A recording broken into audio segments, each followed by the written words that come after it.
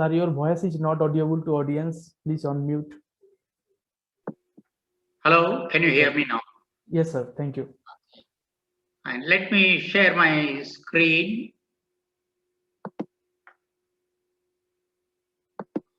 Hope you are able to see my screen now.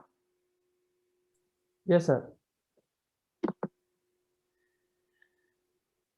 I must at the very outset thank my good friend Dr. Vishwanath Datta for making SRELS a partner in this particular workshop. We have been talking about this and planning this for almost a year now. And because of the pandemic, it got postponed several times. I'm happy that it has taken a shape now.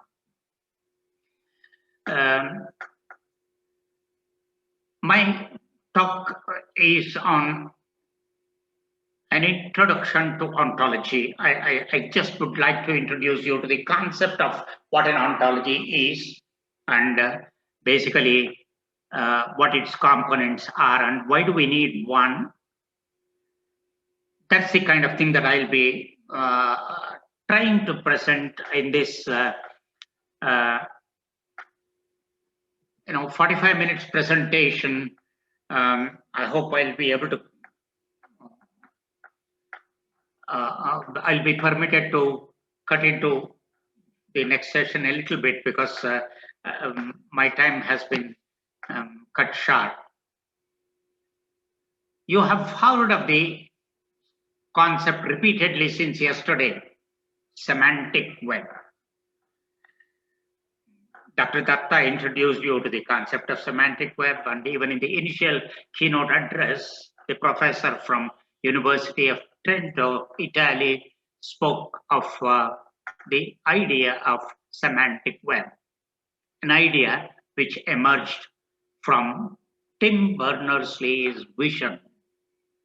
He had a dream for the web where machines were able to talk to machines and create some kind of intelligent agents. That's something that we have been talking about, or the people have been talking about, particularly computer scientists have been talking about for a very long time. Such an intelligent agent should be able to materialize, and if we are able to do that, that will lead to a semantic web which will be different from or an extension of the current web, the existing web. Of course, the existing web is not exactly what it was 10 or 15 years ago. It has changed substantially, but still there is so much more scope for improvement.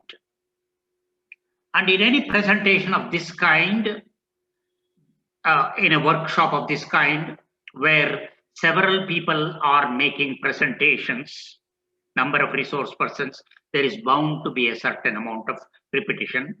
And I request the participants to bear with me. If some of the things that I try to tell you are things that have already been talked about by earlier resource persons, it can happen again in the talks this afternoon, tomorrow, day after. The other speakers may also be talking about similar things or same concepts. What I propose to do in this particular presentation is to give you some kind of a background, the context in which the idea of an ontology in information science, in computer science emerged. Okay, ontology is a very, very old concept, so it's not something very new. So in the context of computer science and information sciences, how this particular notion of or idea of an ontology emerged. So to appreciate this and understand this, we need a certain amount of background, the context. We will try to put it in that particular context. I started with a quote from Tim Berners-Lee, where he speaks about his vision of a semantic web. Ideally, it should comprise of technologies that improve the current web, transform the current web and its usage from what it is, something much, much better. Now, the main issue here, the major problem question here is, how do we make the semantics of web content, not necessarily web content, content in machine readable form on any server, any computer for that matter, not necessarily on the World Wide Web. So how to make the semantics of machine readable content understandable to computers? Now this, if we are able to solve this particular problem, we should be able to theoretically build intelligent agent and systems, or realize the vision of Tim Berners-Lee of moving into the semantic web. I thought it would be appropriate for us to start with in a website. Look at this website of the University of Madras. I'm attached to it. I was there for almost 3 decades. Look at the website of the University of Madras. When we look at this particular website, it provides typical information about the authorities of the university, the administration of the university, the academic programs of the university, so on and so forth. The examinations, distance education at the university, what activities are going on in the university at a particular time, depending upon, that is something that keeps changing. So it's a typical website that you can see on the web today.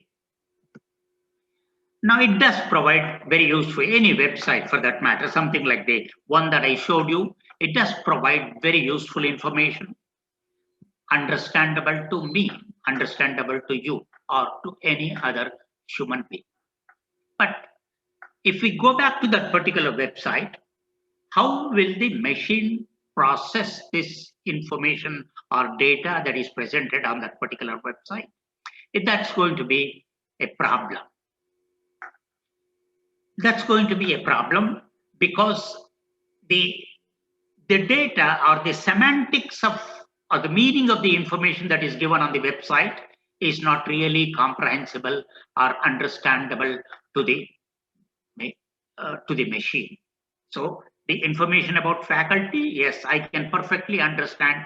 Go to the page of Department of Library Science or Information Science or Statistics, and then look at who are the members of faculty, who are the staff members, what are the academic programs that the Library Science Department is offering, what are the courses in the various academic programs, etc., etc. I will be able to perfectly understand all this. But machines will have problems in identifying the relations between, for example, courses and faculty. Who is going to teach what? So the question is, what kind of support is needed for machine processing of the meaning of this content that is found on a website? As I told you, not necessarily a website. It could be on any computer for that matter. Anything that is in machine readable form. The semantics of the content, what support is needed to help machine process this particular thing. So what we saw in that particular website can ideally be represented in this particular fashion. You have various resources which are linked through hyperlinks, etc., etc., and you can jump from one resource to another resource using these hyperlinks, provided these two resources are linked, provided these two hyperlinks are actually linked. We can do that particular. But if we have to make this understandable to the machine, how do we go about it? One of the early approaches that was adopted, implemented, which is very relevant even today, is that computer scientists tried to develop sophisticated tools based on artificial intelligence and text processing, natural language processing. There has been considerable amount of work on natural language processing even today. However, it's difficult for us to expect that in the near future we will be able to build natural language processing techniques that will allow machines to understand natural languages. In fact, much of the work that has been done relates primarily to the European languages, English and other European languages, to some extent, a few other languages, probably Japanese, Korean, Chinese, Arabic, so on and so on. For many of our Indian languages, we don't even have the basic tools like word processors. Word processors are there. Spell checkers, not many of them have. So to expect that NLP research will progress so much in the foreseeable future to enable machines to understand natural language is something that's a little far-fetched, at least to me. Computer scientists also worked on artificial intelligence, and much of the research in artificial intelligence centers around the idea of representing knowledge in such a way as to enable computers to reason and draw conclusions. Okay. Put the intelligence of a human being into a machine. Like I would like to know how I can avoid paying income tax. Okay. Find somebody like Nani Palkiwala, talk to him, or put all that into the machine so that I can have a series of questions and it will come out with. In fact, early expert systems based on artificial intelligence were in the field of medicine. MyCin, MyCin was one of the first expert systems that was developed actually in the field of which had application in the field of. Okay, with that background, let us see. About a decade ago, Antonio and Hermelin identified 4 major technologies that will be required for semantic web. And these technologies that they identified, many of these are in place today. Metadata, yes, we do have. Ontology and ontology languages. Logic or reasoners, something that will help machines to reason. And software agents that will collect and organize information and present choices for the users to select from. Okay. These were the 4 technologies, important technologies that Antonio and Hermelin identified as very important for realizing the vision of a semantic web. Now, if we look at this, we need to represent knowledge. Whatever knowledge has to be represented. If it is possible for us to represent it in a form understandable to computers, well, we can go to some extent further in this particular regard. Now, ontologies have a place here. They come here, and ontology can be seen as a tool for knowledge representation in a form understandable to computers, understandable to machines. But I thought a little bit about the background, because I look at the present ontology as an evolution from which has drawn from several disciplines, and therefore a little bit about the history and evolution of ontology is probably useful for us library and information science community. It has its roots in philosophy.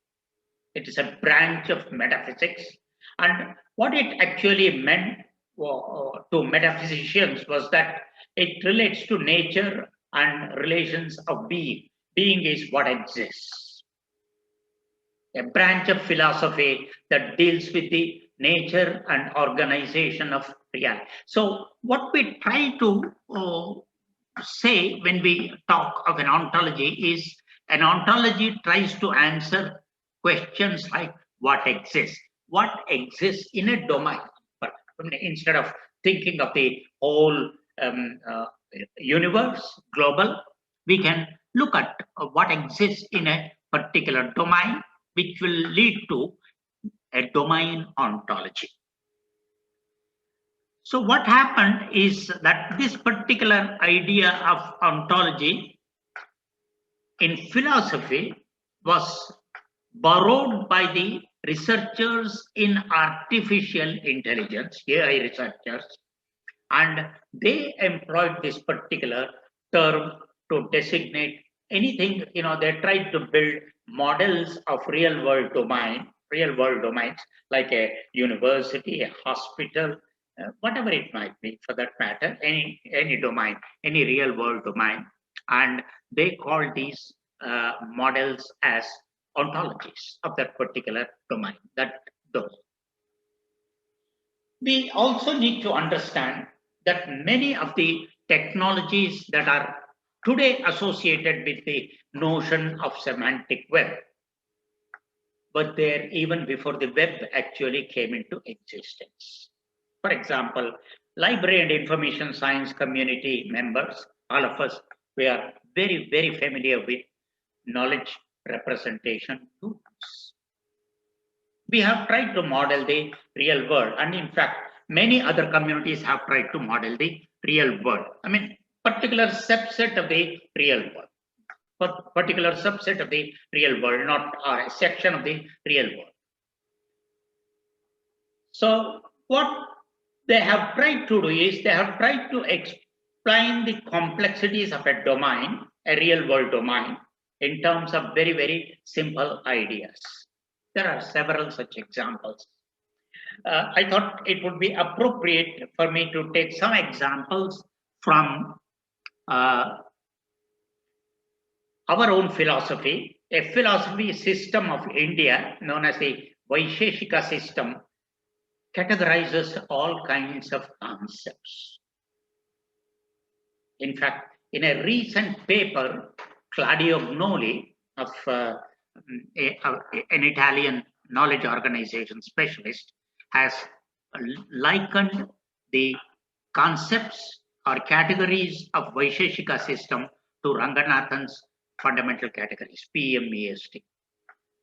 So, what you are trying to do when you try to categorize concepts, like Ranganathan did in his colon classification, is that all kinds of ideas are sought to be grouped into a limited number of categories. So any idea that emerges in future or any idea that already exists will be categorized or classified into one of these concepts.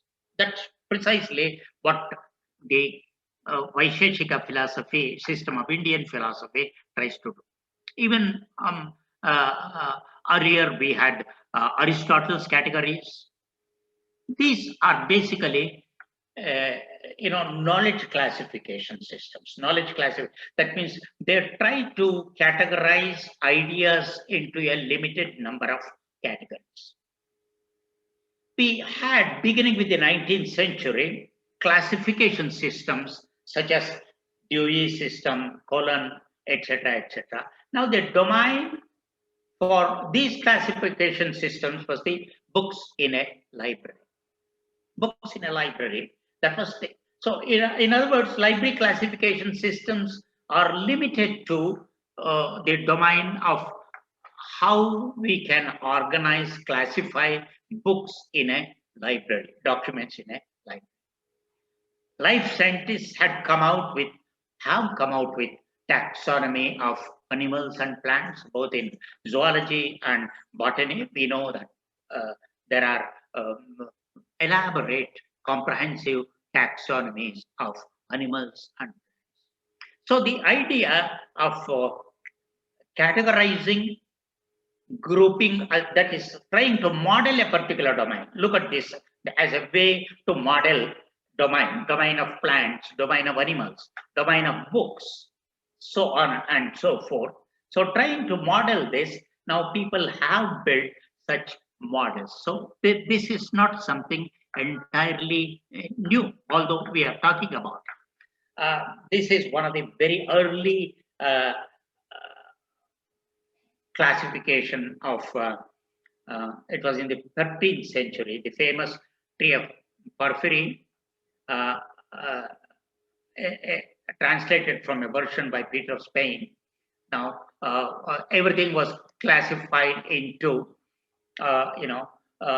material and immaterial, material, body, animate, inanimate, animate, living, and sensitive and insensitive. Probably at that time, plants were considered to be insensitive, although we know now that not to be true. Animals, rational and irrational. So, a human, and then you have individuals, Socrates, Plato, Ranganathan, Aristotle.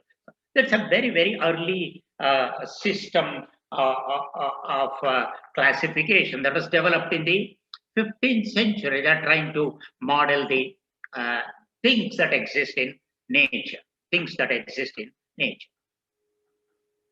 Now, these systems that we looked at, most of the library classification systems are largely hierarchical, not, though not entirely, largely hierarchical, and they have limitations in knowledge representation.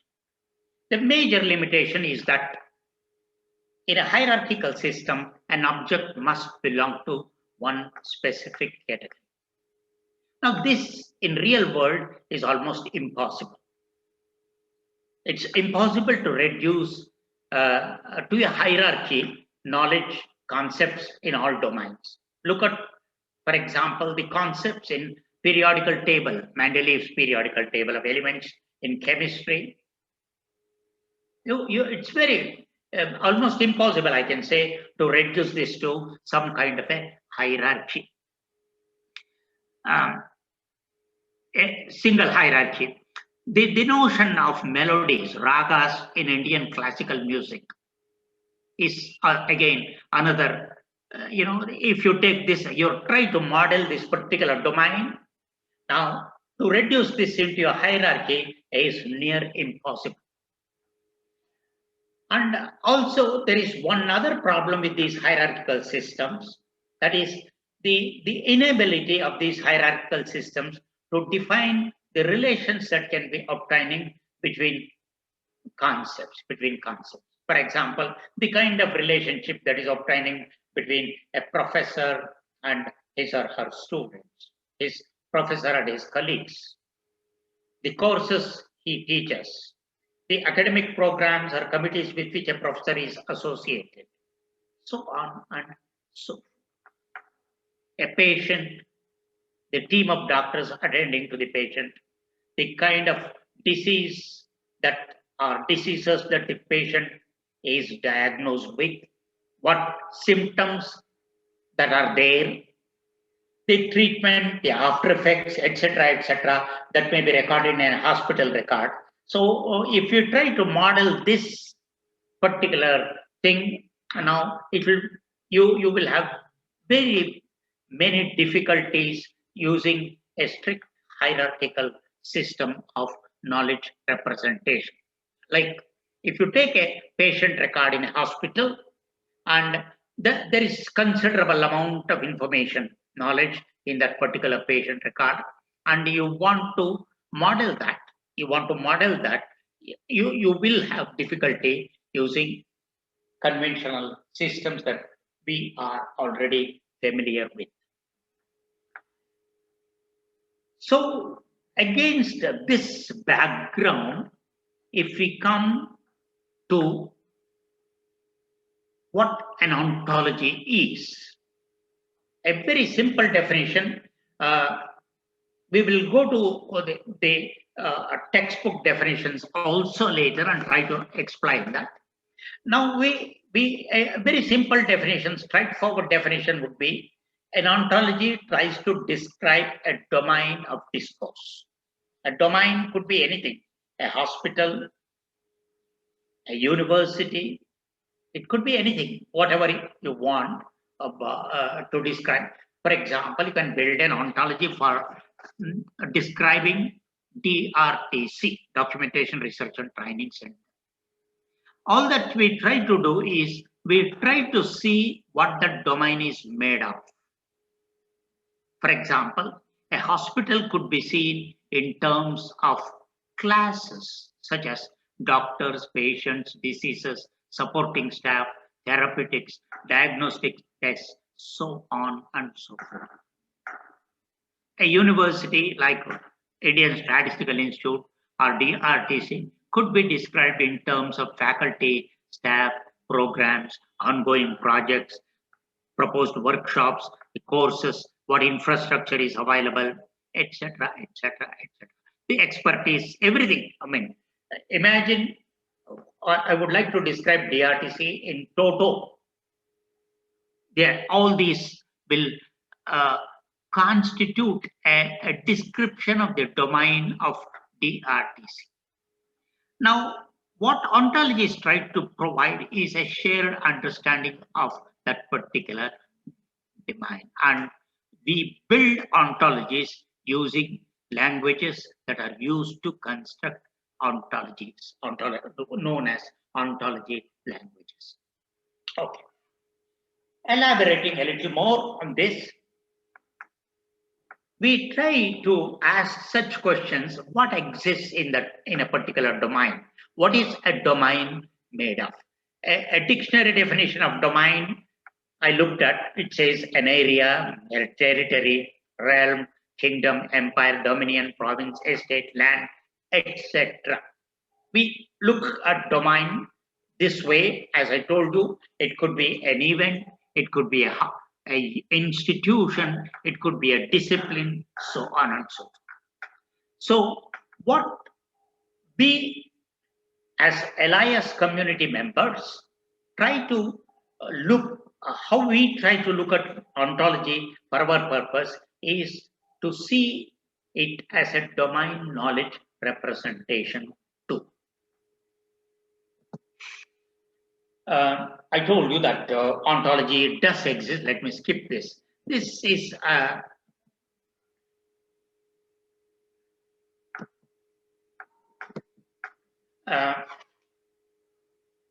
example of an ontology in linguistics. We know that a concept in a language is represented by a word. Concepts are language independent. But for us to be able to communicate about a particular concept, to talk about a particular concept, there are words or phrases, or sometimes we may even have more complex concepts to communicate. So we have words and phrases which represent a concept, and a concept refers to a referent. It relates to a referent. Some kind of a referent is there. Like, for example, when I say chair in English language, something comes to your mind. It represents a concrete object, and you can imagine. But it's not necessary that all concepts are such, give reference, have such concrete reference. It could be an abstract idea. Like we also talk of, for example, Islam, Buddhism, soul, mind, God, etc., etc., where the referent could be a very, very abstract notion, Yesterday, the initial keynote speaker spoke about the limitations of the language, the problems that a language does pose, like where a particular word has multiple meanings, like tank. It could be a fish tank, it could be a water tank, it could be a military. Now we will need to overcome some of these things when we try to use the idea of ontology in information sciences, computer sciences, primarily in the area of storage and retrieval. Let us look at some typical problems in library and information science. I can ask the question, into what categories should we or can we classify documents in a particular? So if I give you 1,000 books, 1,000 documents, into what categories can you? So I can look at that as a problem. I can look at that as a problem, and we can probably find a solution to this kind of a problem, how we can actually classify, categorize this particular thing. That is precisely what library classification systems, which I did refer to earlier, try to look at finding a solution to such problem. The other application, this knowledge management, on the basis of patient records in a hospital and prescription data, I can ask a question: how can we best view the domains of drugs and medical conditions in order to detect adverse drug effects? It's a very, very complex question. It's a very complex question. In fact, for one hospital in Chennai, we tried to build a database of patient records. I suppose that they continue to use that database even today, and it is being continued. It was in the Department of Neurosurgery in Voluntary Health Services in Adyar in Chennai,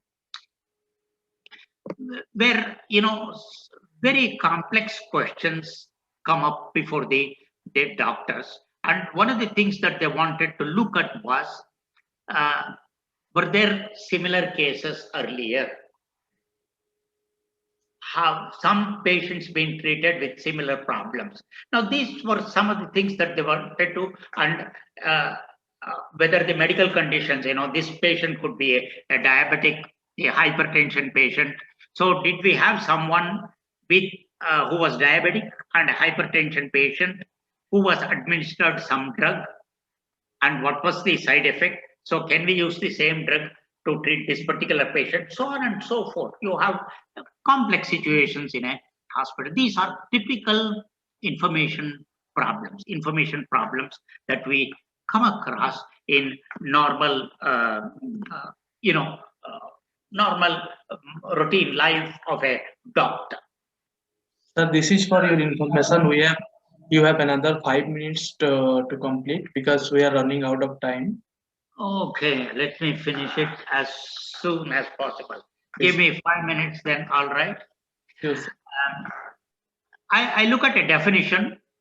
An ontology is a specification of a conceptualization. This was how Tom Gruber defined it in 1993.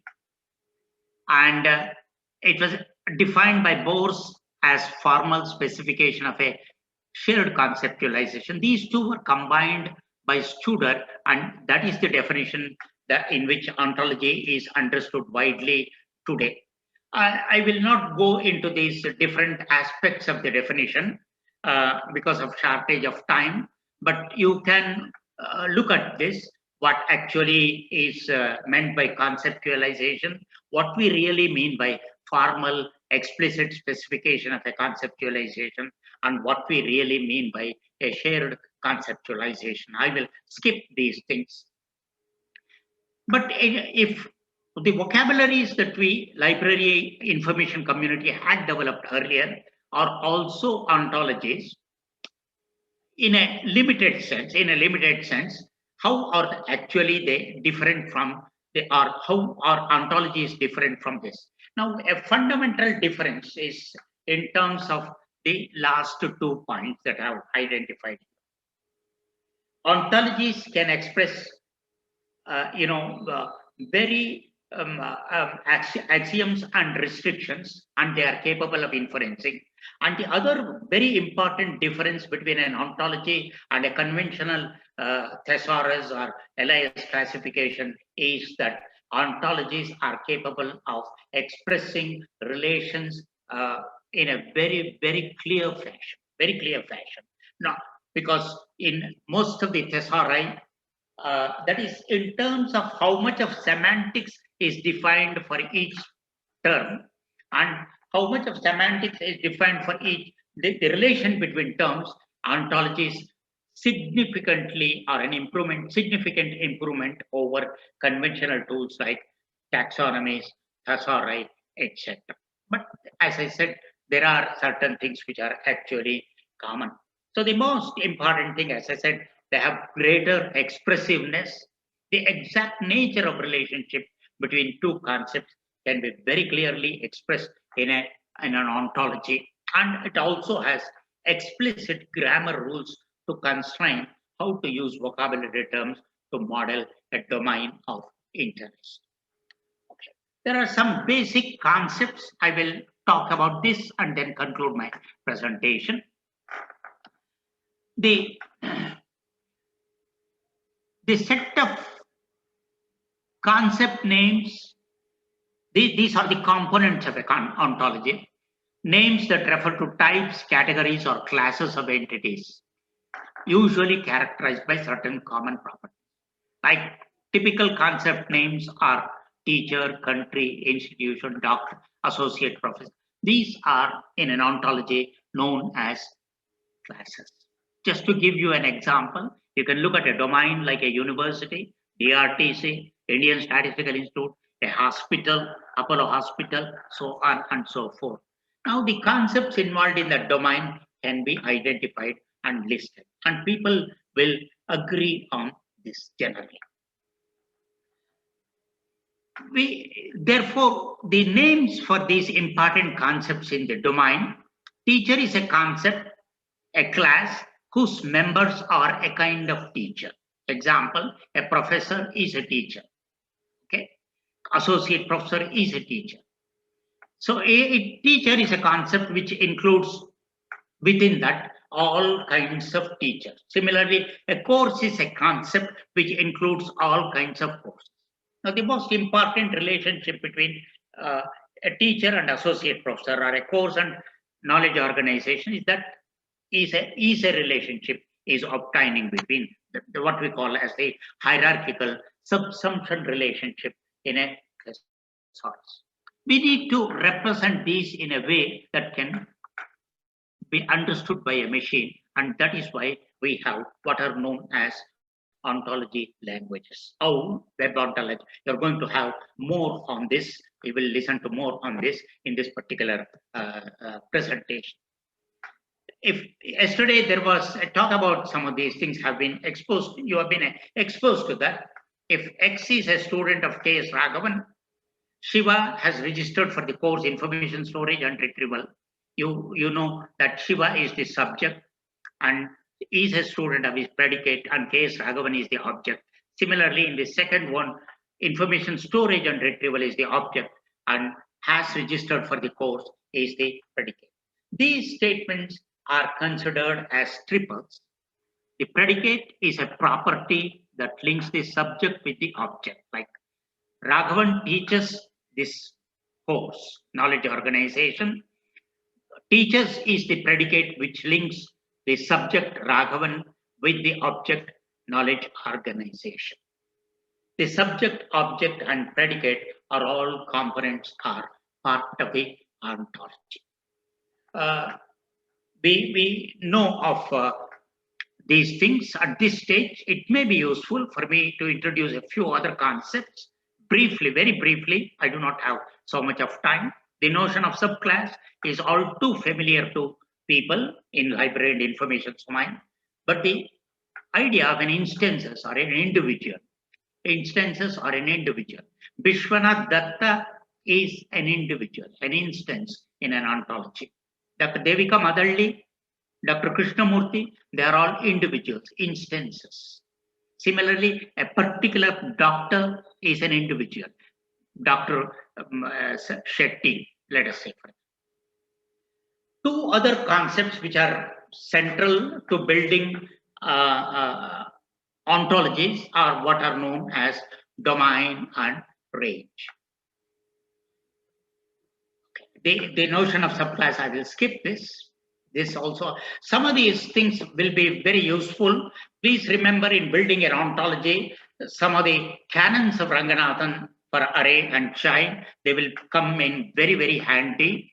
Classes that are subsumed to a particular superordinate class should be mutually exclusive, and collectively they should be exhaustive of the superordinate class. These are all canons that Dr. Ranganathan has already built in this. Now, when we talk of this teacher's relationship between an individual, Vishwanath Datta, and a course. This. Now, what is taught must be a course. Who teaches must be a faculty. In other words, if X teaches, in the context of teachers, the domain has to be somebody who is a teacher or a faculty, depending upon how you have actually designated it. And the range will have to be a course. So if I have on one side teachers and on the other side course, if I am talking about the relationship teachers, its domain will have to come from one of these, that is the faculty or teacher, and its range will have to be something that is already present in the list of courses, as teacher has to be a faculty member, and at any time there will be a finite number of courses that are being offered, and whatever is being taught must come from that particular courses. Sir, we are running out of time. Yeah, I'll conclude. I'm sorry about that, but then you must understand that you gave me Yes, very, I started very Yes, sir. half an hour behind. Yes, sir. An owl ontology is a formal representation, description of a domain of interest, and these are the different categories, entities such as classes, properties, and individuals. You will be told more about OWL, probably how to build using some ontology editor like Prodigy. So it's used to build an ontology, create name classes, name properties, state facts about a particular domain, and also reason about that particular domain. Major thing that I want to conclude is where do we apply an ontology in our area, library and information science? I see the major application in the area of information retrieval, where you can really do something much more than what conventional information storage and retrieval systems can do. I put some question about the kind of problems that a doctor may have in a hospital. Now, that kind of information retrieval we can only do using an ontology. Data integration is another area application which was very, very well demonstrated by Dr. Partha Mukhopadhyay. Enterprise knowledge management is another major area where I see that ontologies can be of much value. Thank you very much. I'm sorry if I have exceeded my time. If there are a couple of questions, probably, I don't know if the coordinator will allow time for questions. But Thank you, sir. Email, you can always contact me. Now it's time for question. So if you have any question, quickly we can take a few questions.